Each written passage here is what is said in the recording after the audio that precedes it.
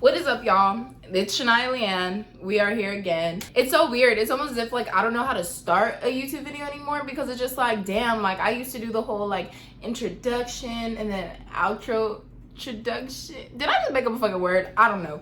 But I used to do that whole like thing, and like it was like my vibe. And now I'm like, I don't know. What's my vibe now? Let me know if you guys want the whole like, what's up, y'all? It's your girl NiyahLeeAnn. We are here for another video. So today or to hop right into the video. Like, just let me know what you because I think until I get a response, I'm probably just gonna hop right into the videos anyways. So this is a long awaited what would I do if I got kicked out today. And again, if you don't know why you're here particularly, maybe you just clicked the title because you're like, oh shit, like I ain't know thought about that or whatever. Why we're here. Basically, long story short, I've gotten kicked out 3 times from my mother's house, made it on top every single time with an apartment, successful, whatever. So really quick, I want to clarify what I meant by making it on top. By making it on top, I mean I made it into an apartment and I was able to pay my bills on time and things like that. Not saying that I'm like living this luxurious lifestyle. Yes, I've lived in only luxury apartments since I've been on my own, but I think that's more of a preference thing. But yeah, no. So like, long story short, basically by on top, I just mean that I had shelter that I could pay for on time. And a lot of people tend to ask me, since I put my journey on TikTok, or not my journey, but story times about it on TikTok, a lot of people have been asking me for resources, help, and just basically things that they need to think about or things that they possibly need to do if they are in the situation that I previously was in. Also, I'm gonna add right here, just so there's no people with fucking attitudes and shit, but I did not do this alone. Every single time I got kicked out, I got some sort of help from friends. I can't say family because tomato, but I got help from some sort of friends. But I also am gonna give tips if you don't have friends and you don't have any sort of assistance, what you should do. Okay, so the first thing I would do is I would find some sort of shelter. So whether it's a friend's house, a relative's house, a homeless shelter, a church, anything like that, even a long stay Airbnb. Because I think what people don't understand is that just because you got kicked out and you're homeless now, there's different levels to homelessness. There's homeless people with cars and jobs, and there's homeless people without those things. So clearly, if you're gonna go the Airbnb route, you might have some sort of transportation already, some sort of job, some sort of income. But if you go the homeless shelter route, yes, you still might have those things, which is fine. You just prefer to go to a homeless shelter. What I am going to say about homeless shelters, though, they are very hard to get in. If you're a woman with children, they're more inclined to take you in. If you're a woman in general, you basically come second on that scale, and last is men. I don't know why that is. I feel like that definitely needs to change, but that's just kind of how that is. Oh, and there are also youth shelters if you are under the age of 18 that will take you in and help you out. And I'd also like to add, I wouldn't recommend hotels, only because hotels get more expensive over time, unless it was kind of like an A-loft, which is like a long-term stay like hotel, then maybe, but those things are actually really expensive. And I would recommend, if you're homeless, to not do anything that's too expensive, only because it could take longer for you to get your own place to get stable and things like that. My next tip is going to be to find some source of income if you don't already have a source of income. So I know a few things that are pretty easy to get into and easy to get hired for is grocery stores, thrift shops, shelters themselves, DoorDash or Instacart if you have a car, or Ubers, Lyft, things like that. You could be a janitor or do some type of cleaning, or you can get into some sort of overnight stocking. There are some examples of jobs that are always hiring, and these are the jobs that you need to gravitate towards because it's going to be easy to get in and easy to start rolling, easier paychecks start coming into you. Number 3, if you do have the blessing of staying with somebody, make their lives as easy as possible. And this means cleaning up after yourself. I'm saying this because this is not common sense to everybody, so I'm just gonna put that out there. But clean up after yourself, cook after yourself, buy your own groceries. Make it to where you are literally the only time they notice you is when they wake up seeing you sleep on their couch or their guest bedroom door is closed, whatever the case may be. Just make it to where it's like fairy tale land and they feel like they're by themselves again, that you're not occupying their space, only because that will be able to make it easier for the both of you to coexist, and maybe it'll create some longevity in the time you're able to stay there till you get on your feet. Number 4 is take the luxuries out. You are homeless. You do not need to be buying McDonald's every day. You do not need to be buying the new Fenty skin that comes out. You don't need to be buying the new Skims outfit that comes out. You need to categorize what you want and what you need, and you need to live off of what you need. It's gonna be hard. It's gonna be hard. My biggest thing was food and weed. biggest things that I had to cut out for a long time because I could not afford to do those things how I was accustomed to doing it. You need to figure out what you need and how you're gonna get it within like food, toiletries, things like that. If you have no way of getting food, go to food pantries and food drives. They have them everywhere. If you cannot find one, go to your local church and ask them where locally they have them, if they're going to be holding one soon or if they have one already. I'm overemphasizing churches because they're a really good place to go to, because usually most churches help people who are in need without prejudgment. I'm saying most because obviously it's 2022 and people are still how they are over things that they don't understand, which is so dumb. But if you go to a Church of Christ, this is what I learned because my uncle was in a Church of Christ. He let me know, if you go to a Church of Christ, they have to help you. It's in their mission statement when they sign up to be a member of the church that they have to help you. And they have to like aid you with somewhere to sleep or something to eat, something like that. That's why I advocate churches a lot. So maybe not even just churches, but Churches of Christ. And they have them all throughout the country. In the United States that I know about. I'm not sure about like foreign countries, so don't quote me on that. But either way, food pantries and homeless shelters are accessible to everybody. Number 5 is that you need to budget and plan. Just because you're homeless does not mean that you do not need to have some sort of budget or some sort of plan to get you out of that situation. What you're gonna have to do is save absolutely everything unless it's a necessity. Guys, at one point, I was wearing the same clothes every single day. I was hand washing my clothes in the fucking sink and either like air drying them or putting them under one of them hand dryers. Or even when I got my apartment, I still could not afford to wash my clothes. So washing my clothes in the sink and getting a hair dryer. You're gonna have to do what you gotta do. If you don't have a hair dryer, okay, cool. One of those public bathroom hand dryers. You need to do what you need to do so that you can save up as much money as you can to get yourself out of that situation. The whole point of this is sacrifice for the short term so that you can get to where you need to be in the future. When making this plan, I recommend constantly think about this plan. When you're doing what you don't want to do, when you working and you like, oh my God, like, I don't think I can do this anymore. Think about that apartment. Think about the stability. Think about being on your own. Think about whatever motivates you to keep going. Because I promise y'all, when I was working in that grocery store and I was crying because I was like, it's the middle of a fucking pandemic. I have no choice, but I have to work here. I'm getting so freaking depressed. I don't know what to do. Every single time I was like, my apartment. My apartment, my apartment, my apartment, my apartment, my apartment, my apartment, my apartment, my apartment, my apartment, my apartment, my apartment. That is what kept me going. It's thinking about that apartment, thinking about having my own room, thinking about having my own bathroom, thinking about having a place that nobody can kick me out of.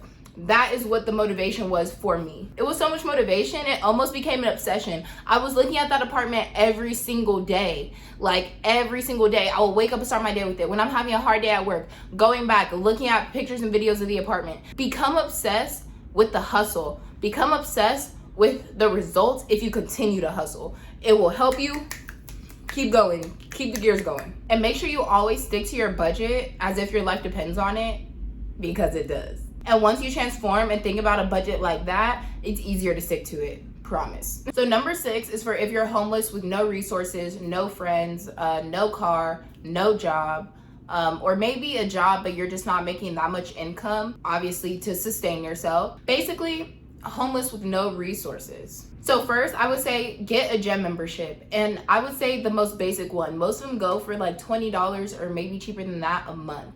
So with this gym membership, you can shower there. You can wash your clothes. Like I said, the whole hand washing thing, that's where it can come into play in the gym locker room. They also, some of them actually have washer and dryers and a locker to protect your items. Gym memberships are usually the best way to go if you have no idea what the fuck to do, because like I said, it kicks off some of the basic needs. And what you're gonna do is once you get this locker, you're gonna keep all of your important documents that you have in there. Your ID, your social, your passport. Only because when you're legitimately homeless, like on the streets or even living out your car, it's prone that people steal from you. People are gonna steal your stuff. And so these are things that are extremely, extremely, extremely hard to replace. So the easiest thing is to put it in a locker. If you lose the key for your locker, yeah, you might have to pay to replace it, but nobody's gonna go to one of the 24-hour fitnesses out of the 20 that's in your city and magically choose your locker, you know, unless you tell them. So even if they do end up stealing the key for some reason. So there's always a way to get an extra key, and the likelihood of someone actually finding your stuff and taking it is very slim to none. Like I said, for food, food pantries, shelters, things like that, these are places that give away free food to help the homeless population. Or not even just homeless, people struggling. It's like this just for people struggling in general. It's hard to live in America. It is hard to survive here. Like almost fucking impossible. So if you are not homeless, or maybe you're just struggling, do not feel ashamed to go to a shelter or a church for fucking help. Like, I'd rather go to there for help than starve. Like, it's just a pride thing. I feel like a lot of people have a lot of pride when it comes to admitting that they're down and out. And there's no reason to be humiliated that you are down and out. There's none. Everyone goes through things. Life is a roller coaster. Sometimes we hella up, sometimes we hella down. This might just be a moment where you're hella down, but you can also come back up. Next, if you need clothes, go to the thrift store. Go to the thrift store, go to the thrift store, go to the thrift store. Thrift store was my best friend. When I first realized that I was homeless, the first thing I did with the little bit of money I had was go to the thrift store and get some sweaters and jackets because it was absolutely freezing in Texas when I got kicked out. And that's how I survived. I survived off of those 4 or 5 sweaters, 2 or 3 pairs of leggings for months, for freaking months. And it sucks when you see everybody else going out, buying new clothes, getting this, getting that, and you can't afford to do that. But guess what? You will be okay because it's not the end of the fucking world. If you can afford it, I would recommend getting a bus pass, train pass, trolley pass. I'm pretty sure they're fairly cheap for the day. I know there's probably monthly prescriptions.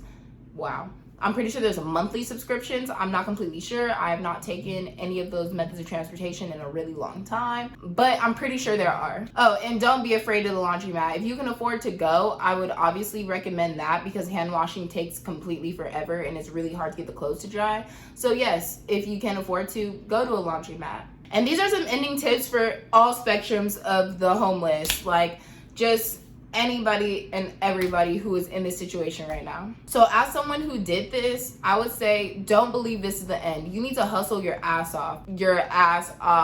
Harder than you've ever tried to do anything else before, because the homeless population is very, very, very large in America and it's increasing. So if you do not want to fall through the cracks and be one of those people who can't sustain themselves for whatever reason there is, then you need to work your ass off, period. I would also like to say, I, in my personal belief, do not judge people who are homeless or in bad situations.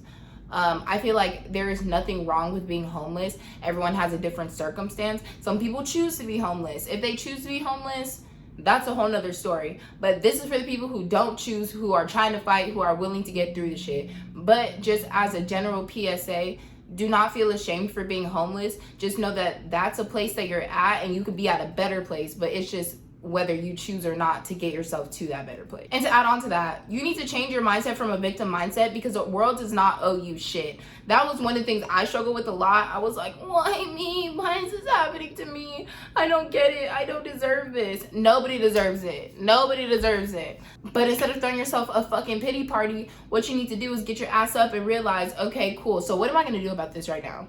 What am I going to do about this right now to make my position a little bit better for tomorrow? That's what you need to be thinking about. And once I change my mindset from, oh, woe is me, to, okay, I got to go get it because clearly I don't really got nobody, things changed drastically.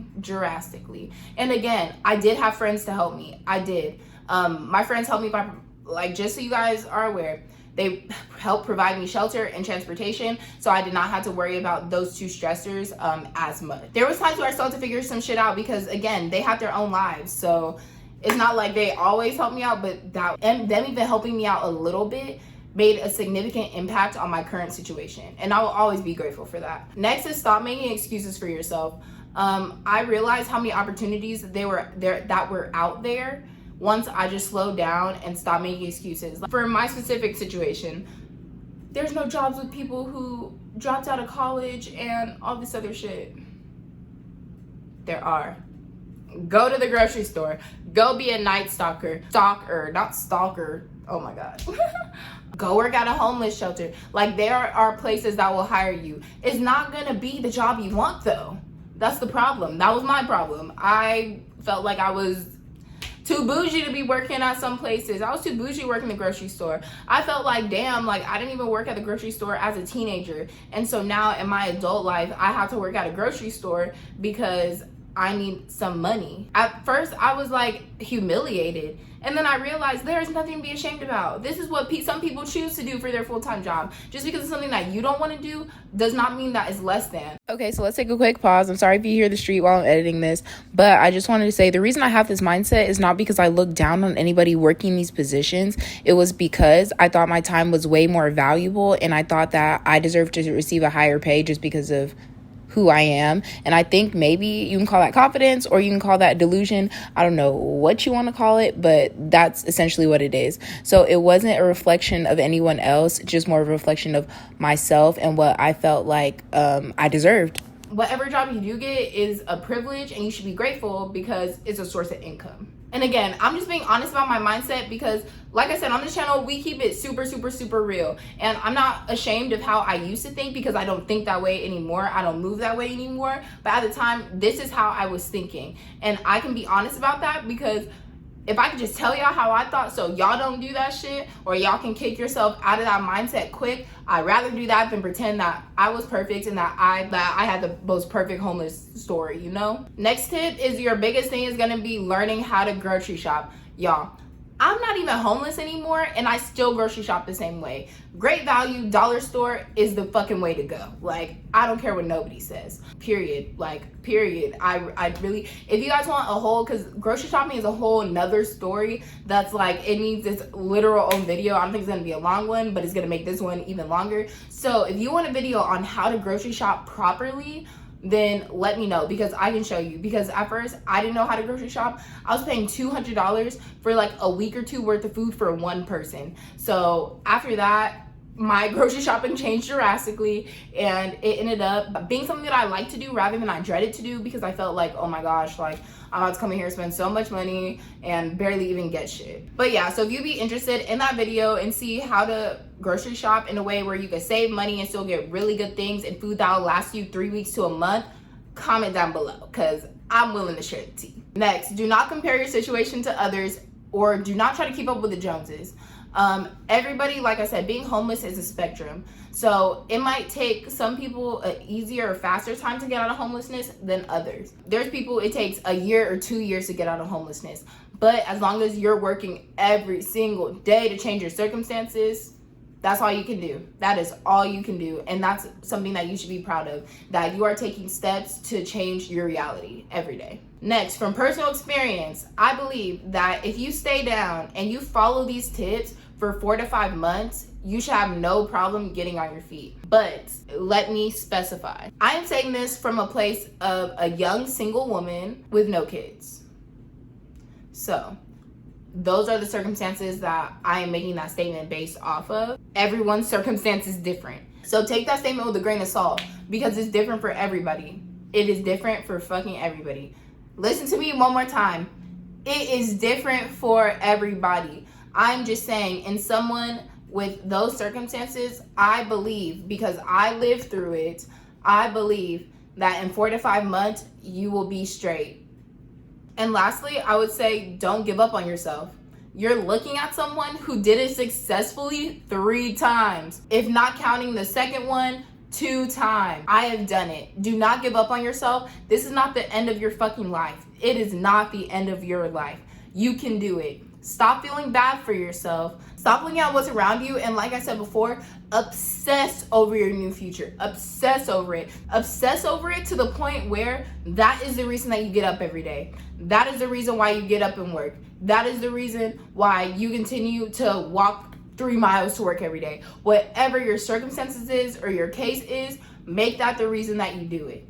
That will keep you motivated. That will keep the gears turning, I promise. And I know it's easier said than done because I'm the biggest doubter ever. I doubt myself a lot. I lose faith a lot. But this was one thing that I refused to lose faith over. And it was hard at first. It was extremely hard. But once I realized it was sink or swim, I decided to fucking start paddling. Like, period. Some people do choose to sink. And if you do, then this video is not for you, and that's fine.